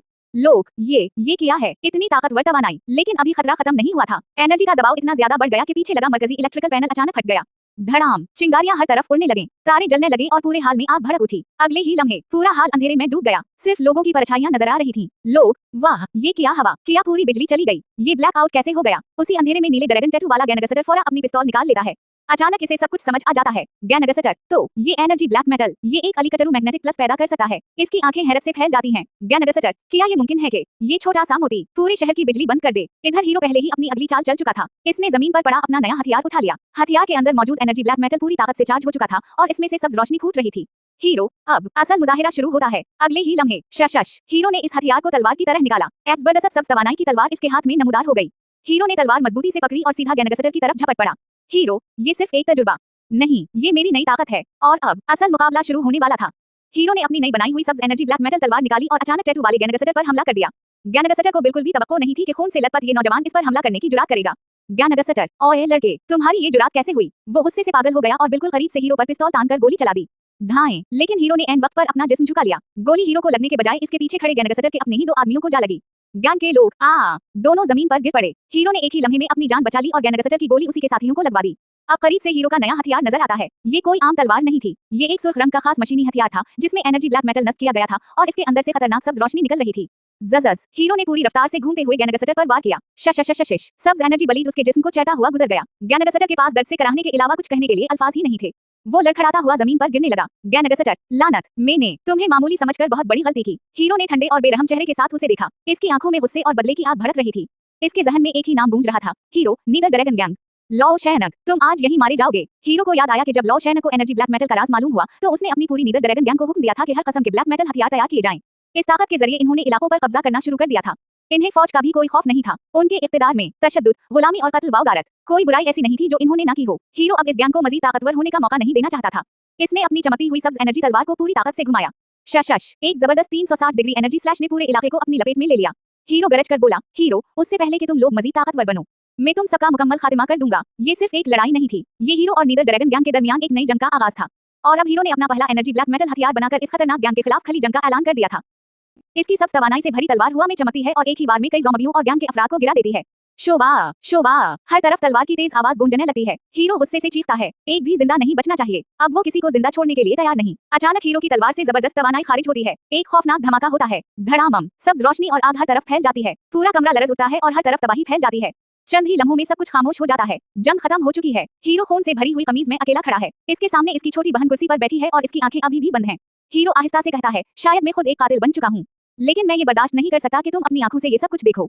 हीरो ने अपनी बहन को बचाने के लिए एक खौफनाक कत्लेआम किया, लेकिन उसके दिल में इस बात का गहरा दुख है कि इसकी मासूम बहन को इस खूनरेजी का सामना करना पड़ा।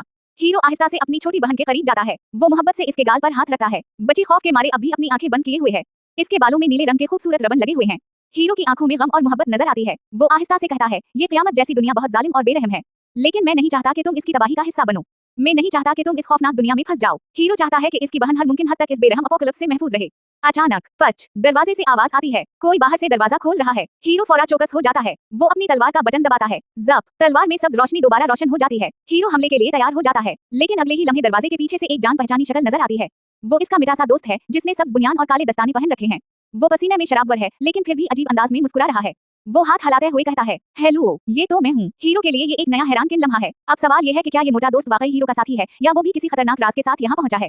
इख्तिताम एक नए सवाल पर होता है, क्या हीरो का ये दोस्त उसे बचाने आया है, या अपोकलिप्स की इस खूनरेज दुनिया में एक और खतरनाक दुश्मन बनकर सामने आने वाला है। ऊपर से देखने पर पूरा हाल तबाही का मंजर पेश कर रहा है। हर तरफ आग भड़क रही है। जमीन पर नीदर ड्रैगन गैंग के मारे गए अफराद और ज़ॉम्बी पड़े हुए हैं। मोटा दोस्त अपनी टार्चा की रोशनी चारों तरफ डालता है और हैरत से पूछता है, क्या सब खत्म हो गए? हीरो हाथ में सब्ज रोशनी से चमकती हुई तलवार लिए खामोशी से खड़ा है।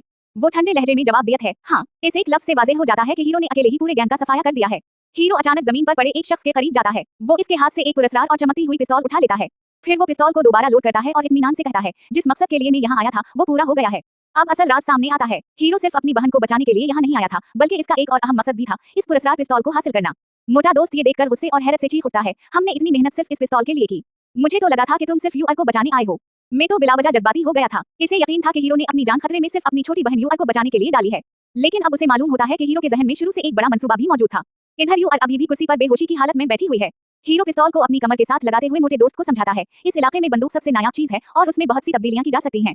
ज़ॉम्बी अपोकलिप्स की इस दुनिया में एक जदीद पिस्तौल इंतहाई कीमती हथियार है, और अगर उसे ब्लैक पर्ल जैसी पुरस्कार तवानाई के जरिए अपग्रेड किया जाए तो मुस्तकबिल में उसे मजीद ताकतवर हथियार में तब्दील किया जा सकता है, जैसे लेजर गन, बर्क़ी मकनातीसी गनी, कोई और इंतहाई ताकतवर जदीद हथियार। यानी हीरो मुस्तकबिल की जंग के लिए अभी से तैयारी कर रहा है।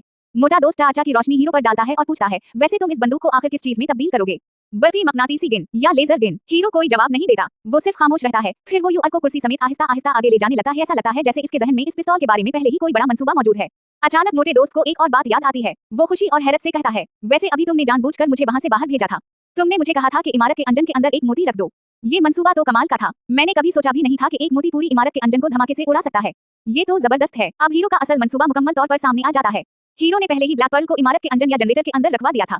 ब्लैक पर्ल की ताकत की वजह से अंजन में शदीद खराबी पैदा हुई और फिर एक जबरदस्त धमाका हुआ। धमाका, पूरी इमारत में आग फैल गई और हर तरफ अफरा-तफरी मच गई। उसी शोर और अफरा-तफरी का फायदा उठाते हुए हीरो ने अपने दुश्मनों को एक एक करके खत्म कर दिया। यानी जो कुछ हुआ वो अचानक नहीं था। हीरो ने पहले ही पूरा मंसूबा तैयार कर रखा था। ब्लैक पर्ल से इमारत को तबाह करना, दुश्मनों को उलझन में डालना, अपनी बहन को बचाना, पुरस्कार पिस्तौल हासिल करना और फिर वहां से निकल जाना, ये सब हीरो के मास्टर प्लान का हिस्सा था।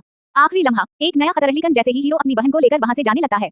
अचानक खामोशी में एक आवाज गूंजती है, टक। किसी के ऊंची एड़ी वाले जूते फर्श पर पड़ते हैं। हीरो रुक जाता है। क्या कोई नया दुश्मन वहां पहुंच गया है, या कोई पुरस्कार लड़की इस तबाहशुदा इमारत में दाखिल हुई है? हीरो फौरा चौंक गया। इसने अंधेरे में अपना पिस्तौल निकाल लिया और खतरे की सिमत निशाना बांध दिया। सी लम्हे आह, अंधेरे से एक खौफजदा लड़की की चीख सुनाई दी। हीरो को लगा था कि सामने कोई दुश्मन या ज़ॉम्बी होगा, लेकिन वहां एक बेबस और मासूम लड़की बैठी हुई थी। लड़की की आंखों से आंसू बहने लगे। इसने कांपते हुए दोनों हाथ आगे बढ़ाए और रोते हुए कहा, लड़की, बराह करम, मुझे मत मारी, खुदा के लिए मुझे कत्ल मत करें। इतने में हीरो का मोटा और गंजा साथी हाथ में टार्चा लिए अंदर आया। इसने रोशनी लड़की पर डाली और हैरत से बोला, साथी, अरे, इस जगह पर इतनी खूबसूरत लड़की कैसे मौजूद है? पीछे एक छोटी बच्ची भी व्हीलचेयर पर खामोश बैठी सब कुछ देख रही थी। कुछ देर बाद लड़की ने हिम्मत करके अपनी दर्दनाक कहानी सुनाई। लड़की, मुझे लौ शैनक ने कैद कर रखा था। वो मुझे गुलामों की तरह काम करवाता था। मैंने बहुत जुल्म, तशद्दुद और जिल्लत बर्दाश्त की है। बराह करम, मुझे आजाद कर दें। हीरो ने बगैर कोई जज्बात जाहिर किए सिर्फ एक सवाल पूछा, हीरो, क्या तुम्हें मालूम है कि लौ शैनक ने अपना सामान और वसाइल कहाँ छुपा रखे हैं? लड़की ने फौरा सर हिलाया। लड़की, जी, मुझे सब मालूम है, मैं आप सबको वहाँ ले चलती हूँ। यूं वो तीनों इसके साथ लंबे राहदारी नुमा रास्ते से गुजरने लगे। रास्ते में हीरो के साथी ने नरमी से पूछा, साथी, बहन, तुम कहाँ की रहने वाली हो और तुम्हारे घर वाले कहाँ हैं? लड़की की आंखें दोबारा नम हो गईं। लड़की, मेरा घर शहर के मगरबी इलाके में था। मेरी एक छोटी बहन भी थी, लेकिन इस तबाही के दौरान हम एक दूसरे से बिछड़ गए। चंद लम्हों बाद वो लिफ्ट के सामने पहुंचे। लड़की ने बेबसी से लिफ्ट की तरफ देखा और आहिस्ता से बोली, लड़की, लिफ्ट में अब बिजली नहीं रही और असटू रीच रूम छुट्टी मंजिल पर है। अब उनके पास सिर्फ एक ही रास्ता बचा था। इन्हें अंधेरी सीढ़ियों के जरिए छुट्टी मंजिल तक जाना था, जहां न जाने कौन सा खतरा उनका इंतजार कर रहा था। चैप्टर 18, छुट्टी मंजिल पर कत्ल आम और भाई लौ का अंजाम। हीरो जब छुट्टी मंजिल पर वाक़े जम के इलाके में पहुंचा तो वहां का मंजर इंतहाई खौफनाक था। चेकर्ड फर्श पर 6 या 7 लाशें पड़ी हुई थीं। कुछ जगहों पर आग जल रही थी और हर तरफ धुआं फैला हुआ था। ऐसा लग रहा था जैसे यहाँ कुछ देर पहले एक बहुत बड़ी और खतरनाक लड़ाई हुई हो। लौ शहर के तकरीबन तमाम आदमी मारे जा चुके थे। अचानक खून से भरे फर्श पर एक हाथ हरकत करने लगा। कोई अभी तक जिंदा था और बड़ी मुश्किल से जमीन को पकड़ने की कोशिश कर रहा था। वहां 2 जख्मी लड़के पड़े हुए थे। नंबर 25 वाली जर्सी पहने लड़का मर चुका था, जबकि दूसरा जख्मी लड़का, जिसके कंधे पर शदीद चोट लगी थी, बड़ी मुश्किल से रेंगते हुए आगे बढ़ रहा था। जख्मी लड़का, बचाओ, मुझे बचाओ। लेकिन जैसे ही इस जख्मी लड़के ने अपने सामने खड़े शख्स को देखा, इसकी आंखें हैरत और खौफ से पूरी तरह खल गईं। जख्मी लड़का, इसके चेहरे पर पसीना आ गया और इसका मुंह हैरत से खिला रह गया। ऐसा लग रहा था जैसे इसने सामने खड़े शख्स को पहचान लिया हो। उसी दौरान इसकी नजर जमीन पर पड़ी एक लाश पर गई। ये लंबे बालों वाला शख्स था, जिसकी पीठ पर नीले रंग का टैटू बना हुआ था। ये कोई और नहीं बल्कि भाई लौ यानी लौ शैनक था। उसके करीब ही जमीन पर एक छोटा सा चमकदार सब्ज मोती पड़ा हुआ था। जख्मी लड़का अपने पास की लाश को देखकर सदमे से बोला। जख्मी लड़का, भाई लौ, क्या वो मर गया? अब नीदर ड्रैगन गैंग का सरबराह मर चुका था, लेकिन इसकी लाश के करीब पड़ा हुआ वो पुरस्कार सब्ज मोती इस पूरी कहानी का अगला और सबसे बड़ा राज बनने वाला था। खून से भरे फर्श पर एक छोटा सा चमकदार सब्ज मोती पड़ा था। अचानक एक जख्मी शख्स का हाथ आहिस्ता आहिस्ता उसकी तरफ बढ़ा और फिर इसने इस सब्ज मोती को अपनी मुट्ठी में मजबूती से बंद कर लिया। ये कोई आम पत्थर नहीं था। इस जख्मी लड़के ने जब इस मोती को गौर से देखा तो इसकी आंखें हैरत से फैल गईं। जख्मी लड़का, ये तो एनर्जी ब्लैक मेटल है। अब सबको मालूम हो गया था कि ये छोटा सा सब्ज मोती दरअसल इस तबाहशुदा दुनिया की सबसे कीमती और खतरनाक चीजों में से एक था। हीरो ने उसे देखते हुए सोचा, हीरो, कहीं ये किसी खास गोली या दवा की तरह तो नहीं? क्या उसे खाने से इंसान देवता जैसी ताकत हासिल कर सकता है? उसी लम्हे उसे एक बात याद आई। एक आदमी हंसते हुए कह रहा था, आदमी, यकीना कुछ लोगों ने उसे खाने की कोशिश की है, लेकिन उनमें से ज्यादातर लोग ज़ॉम्बी बन गए। हीरो के चेहरे पर परेशानी नमूदार हुई। हीरो, उफ, वो जानता था कि इस मोती को खाना अपनी मौत को दावत देने के बराबर हो सकता है, लेकिन फिर भी उसने एक खतरनाक फैसला कर लिया। हीरो ने वो चमकदार एनर्जी ब्लैक मेटल उठाया और इसे सीधा अपने मुंह में डाल लिया। अब वो मोती उसकी जबान पर मौजूद था। इसने अपनी जान दांव पर लगा दी थी। जैसे ही उसने उसे नगला, अचानक इसका गला बंद होने लगा। उसके जिस्म से पसीना बहने लगा। इसने अपनी आंखें बंद कर ली और मुश्किल से सांस लेने लगा। ऐसा महसूस हो रहा था जैसे इसका जिस्म इस ताकत को कबूल करने से इनकार कर रहा हो। लेकिन अगले ही लम्हे इसकी आंखें अचानक खल गईं। इसकी आंखों में नीली और सफेद रोशनी चमकने लगी, जैसे उसके जिस्म के अंदर बिजली दौड़ रही हो। हीरो, फिर उसके जिस्म में एक जबरदस्त तब्दीली शुरू हो गई। हीरो जमीन पर गिर पड़ा। वो दर्द से तड़पने लगा और अपने गले को मजबूती से पकड़ लिया। हीरो, उसके जिस्म की रगें नुमायां होने लगीं। वो शदीद दर्द में चीख रहा था, जैसे इसका पूरा जिस्म अंदर से टूट रहा हो। ये सिर्फ दर्द नहीं था, ये उसके जिस्म के अंदर होने वाली एक खौफनाक तब्दीली थी। एक इंसान किसी नई मखलूक में तब्दील होने के दहाने पर था। इसकी चीखें इतनी खौफनाक और बुलंद थी कि पूरी इमारत गूंजने लगी। और फिर बाहर आसमान पर अचानक बिजली चमकी। कड़क रड़ड़, तेज बारिश शुरू हो गई। आसमान पर बादल गरजने लगे और बिजली की चमक ने पूरे इलाके को रोशन कर दिया। ऐसा लग रहा था जैसे कुदरत भी इस खौफनाक तब्दीली का ऐलान कर रही हो। नीचे कमरे में बैठा फैटी अचानक खिड़की की तरफ देखने लगा। बाहर बिजली की गरज और ऊपर से आने वाली खौफनाक चीखें सुनकर वो हैरान रह गया। फैटी, ओह, ये आखिर हो क्या रहा है? उसके करीब खड़ी लड़की ने भी खौफ से अपनी आंखें फैला दें। वो दोनों समझ चुके थे कि ऊपर कुछ बहुत बड़ा और खतरनाक हो रहा है। और इधर हीरो अपनी जिंदगी की सबसे खतरनाक जंग लड़ रहा था। इसने एनर्जी ब्लैक मेटल निगल लिया था। अब सिर्फ 2 ही इम्कानात थे, या तो वो इस ताकत को काबू करके एक गैर मामूली ताकतवर इंसान बन जाएगा, या फिर वो भी एक खौफनाक ज़ॉम्बी में तब्दील हो जाएगा। अब असल सवाल ये था, क्या हीरो इस खौफनाक तब्दीली से जिंदा बच पाएगा, या एनर्जी ब्लैक मेटल उसे हमेशा के लिए एक ज़ॉम्बी बना देगा? इसका जवाब अगले लम्हे सामने आने वाला था। चैप्टर 18, हीरो की वापसी और छपी हुई ताकत। छुट्टी मंजिल पर हीरो की खौफनाक चीखों के बाद मंजर अचानक नीचे वाले कमरे की तरफ मुंतकिल हो जाता है। बिस्तर पर लेटी हुई शियाओ यूअर अचानक अपनी आंखें खोल देती है। इसकी आंखों में हैरत और खौफ साफ नजर आ रहा था। यूअर, लगता था कि वो आखिरकार होश में आ गई थी। यूअर अभी भी कमजोर थी। उसके जिस्म पर कई जगह पट्टियां बंधी हुई थी और वो अपनी चोटों की वजह से बिस्तर पर लेटी हुई थी। कुछ देर बाद वो आहिस्ता से उठकर बैठ गई। इसकी नजर सामने खड़े फैटी पर पड़ी। यूअर, अरे भाई फैटी, हम कहाँ हैं? फैटी इसे होश में देखकर बहुत खुश हो गया। फैटी, शियाओ यूअर, तुम होश में आ गई हो। वो फौरन उसे संभालने की कोशिश करने लगा। फिर फैटी ने उसे तसल्ली देने के लिए पूरी कहानी बताई। फैटी, तुम्हें कुछ गैंगस्टर्स ने अगवा कर लिया था, लेकिन भाई ये ने इन सबसे निमट लिया है। यूअर ये सुनकर खौफजदा हो गई। Your, gangsters? लेकिन अगले ही लम्हे उसे अपने भाई की फिक्र होने लगी। यूअर, भाई ये का किया हवा? वो कहाँ है? उसी वक्त खिट कमरे के दरवाजे का हैंडल हरकत करने लगा। सबकी नजरें दरवाजे की तरफ उठ गईं और फिर दरवाजा खिला। दरवाजे पर भाई ये खड़ा था। इसकी शर्ट अभी भी खून से भरी हुई थी। इसके कंधे पर एक बड़ा सा बैग लटक रहा था, जबकि हाथ में वही अजीब गरीब हथियार मौजूद था। वो बज़ाहिर थका हुआ लग रहा था, लेकिन इसके चेहरे पर कोई खास परेशानी नहीं थी। यूअर ने उसे देखते ही पूछा, यूअर भाई ये, क्या आप ठीक हैं? ये ने इसे देखा और हैरत से बोला, ये, ओह, तुम होश में आ गई हो। फैटी ने फौरन अपना सवाल कर दिया। फैटी, भाई ये, क्या ऊपर तुम्हें कोई अच्छी चीज मिली? ये ने कंधे से भारी बैग उतारा और जमीन पर फेंक दिया। ये, हाँ, वहाँ काफी अच्छा सामान मौजूद है, लेकिन इतना ज्यादा सामान है कि मैं उसे अकेला अभी मुंतकिल नहीं कर सकता। हमें कल दोबारा जाकर बाकी सब सामान लाना होगा। यानी छुट्टी मंजिल के स्टोरेज रूम में इन्हें काफी मिकदार में खुराक और जरूरी सामान मिल चुका था। अचानक फैटी को कुछ याद आया। फैटी, अरे वो लड़की कहाँ है? ये ने बिल्कुल बेफिक्री से जवाब दिया। ये, पता नहीं, जब मैं कमरे की तलाशी ले रहा था तो वो कहीं और चली गई थी। फैटी ने हैरत से कहा। फैटी, क्या वो खौफजदा होकर भाग गई होगी? लेकिन ये को इस लड़की के गायब होने की कोई खास फिक्र नहीं थी। उसी दौरान बाहर आसमान पर जोरदार बिजली चमकी, कड़क रड़ड़, और फिर अचानक मूसलाधार बारिश शुरू हो गई। फैटी, बाहर बारिश शुरू हो गई है, ये ने थके हुए अंदाज में जवाब दिया। ये, उसे छोड़ो, मैं बहुत थक गया हूँ, पहले सोऊंगा। लेकिन हकीकत में ये के जहन में उस वक्त इस लड़की से कहीं ज्यादा अहम चीज मौजूद थी। एनर्जी ब्लैक मेटल, जो कुछ देर पहले उसने अपनी जान खतरे में डालकर निगल लिया था, और अब उसके जिस्म के अंदर कुछ ऐसा हो रहा था जिसका उसे खुद भी अंदाजा नहीं था। इसका जिस्म खामोशी से तब्दील हो रहा था। इसकी रगों में एक नई ताकत दौड़ रही थी और बाहर होने वाली शदीद बारिश और आसमानी बिजली शायद इस बात की अलामत थी कि ये अब पहले वाला इंसान नहीं रहा था। अब असल सवाल ये था, एनर्जी ब्लैक मेटल ने ये को कौन सी नई ताकत दी और क्या ये ताकत उसे एक गैर मामूली इंसान बनाएगी या फिर इसके अंदर छपी कोई खौफनाक तब्दीली जल्द ही सबके सामने आ जाएगी। चैप्टर 18 खौफनाक रात और पुरस्कार निजात दहिंदा। वही सुनहरी बालों वाली लड़की जो पहले वहां से भागकर दूसरी जगह पहुंची थी, अब एक खतरनाक सूरत-ए-हाल में फंस चुकी थी। इस जगह का लीडर उसे बाथरूम में घेर कर खड़ा था। वो बदतमीजी से हंसते हुए बोला, आदमी, इस तबाही के बाद तुम्हारे जिस्म के अलावा तुम्हारे पास देने के लिए और है ही क्या? खामोशी से मेरी बात मान लो ताकि तुम इस खतरनाक दुनिया में जिंदा रह सको। लड़की खौफ से चीख उठी। लड़की, आह! वो बुरी तरह रोने लगी और मदद के लिए पुकारने लगी। लड़की, बचाओ, कोई मुझे बचाओ, बचाओ। लेकिन वो आदमी हंसते हुए उसे डराने लगा। आदमी, ही, बाहर इतनी शदीद बारिश हो रही है कि कोई तुम्हारी आवाज नहीं सुन सकता। तुम जितना मर्जी चीख लो, कोई तुम्हें बचाने नहीं आएगा। अचानक धड़ाम, एक जोरदार आवाज के साथ बाथरूम का शीशा या दरवाजा टूट गया। लड़की और वो आदमी दोनों एकदम चौंक गए। दोनों वो फौरा पीछे मुड़े। किसी ने अचानक अंदर दाखिल होकर उनका मंसूबा रोक दिया था। वो बदतमीज आदमी गुस्से से पागल हो गया। इसने हाथ में चाकू मजबूती से पकड़ा और चीख कर बोला, आदमी, ये क्या बकवास है? मैं यहाँ मजे कर रहा था, तुमने मेरा सारा मजा खराब कर दिया। लेकिन अगले ही लम्हे इसके चेहरे का गुस्सा अचानक खौफ में बदल गया। इसकी आंखें हैरत से फैल गईं और इसके माथे पर पसीना आ गया। आदमी, इसके सामने कोई ऐसी खतरनाक चीज खड़ी थी जिसे देखकर इसकी बोलती बंद हो गई। उसी दौरान वहाँ एक खौफनाक चीख गूंजी। आ! लड़की ने इस मौका को गनीमत जाना। इसने फौरा अपने जिस्म को तौलिए से ढांपा और वहाँ से भाग निकली। इसकी आंखों में अभी भी खौफ मौजूद था, लेकिन कम अज कम वो इस खतरनाक शख्स के चुंगल से आजाद हो चुकी थी। वो एक दरवाजे के पीछे छप गई और कांपते हुए आंसू भरी आंखों से पीछे देखने लगी। लड़की, ये क्यों हो रहा है? आखिर इस दुनिया में इंसान इतने जालिम कैसे बन गए? इसे समझ नहीं आ रहा था कि ज़ॉम्बी अपोकलिप्स ने लोगों को इतना बेरहम क्यों बना दिया था। लेकिन उसे अभी ये मालूम नहीं था कि उसे बचाने के लिए आखिर कौन आया था। क्या ये भाई ये था जो बारिश के शोर के दरमियान इसकी चीखें सुनकर वहां पहुंचा था, या फिर इस अंधेरी रात में कोई और भी ज्यादा खतरनाक मखलूक वहां आ चुकी थी? अब अगला मंजर बताएगा कि इस आदमी के सामने आखिर कौन खड़ा था और इसकी किस्मत में क्या लिखा था।